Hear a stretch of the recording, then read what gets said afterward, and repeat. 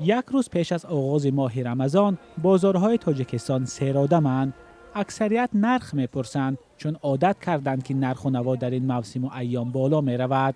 قیمت شده؟ ارد روغن من این چیزا یکم قیمت شد. چیکار کنیم اکنون؟ چیکار میکنیم دیگر؟ قیمت شده که پس کردن نمیشد که باید دیگر.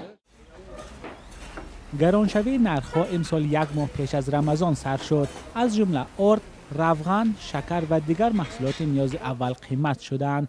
صاحبکاران به بالاروی قرب دلار اشاره کردند، هرچند برخی ها این را یک بهانه می‌دانند. نرخ نوا اکجان دندان شکن مردم تاجیکستان کار نمیکنه، یگون چی نیست کار نمیکنه. با این نرخ نوا نمیکنه. با در جای رمضان در نرخ ارزان شود یک انصاف باشه، نبرد بود در رمضان قیمت کرده استند. دلار گفتن دلار فرومد، با چی بهانه میکنن؟ مثلا سوزشوارش هم همین خیلی یک میبردارن دیگه باید فروردن قین با تا رمضان دیگر همین خیلی نرخ میستن.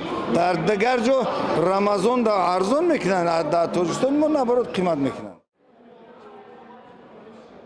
گوشت از کمترین محصولات نیاز اولیه است که نرخش زیاد تغییر نکرده است. فروشنده ها میگویند بهار امسال از سیربارش و غذای چاروا هم فراوان بود. و یکون هم تاثیری بهار میشه، مال وزن میشه گم میکنه.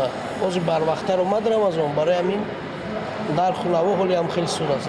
گوشت قیمت نشده.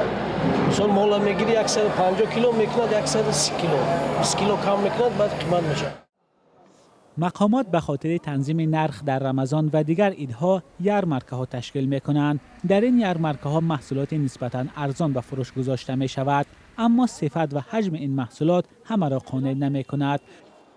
برخی ساکنان دعوت دارند که نظارت نرخ در عید و جشن ها جاری کرده شود.